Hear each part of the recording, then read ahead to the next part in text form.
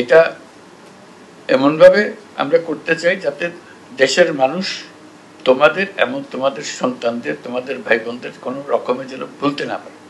এটা আমরা চেষ্টা করব যে এটুকু মনের মধ্যে গেঁথে দেওয়া, না হলে এটা এই পুরো আন্দোলন সার্থক হলো না। তো এরই যদি ভুলে গেলাম তাহলে কি করলাম একদিন ধরে, এটা আমরা করতে থাকবো। কাজেই আমাদের সম্মানটা প্রতিফলিত হবে তোমাদের সম্মানের মাধ্যমে, এটা আমরা পরিষ্কার।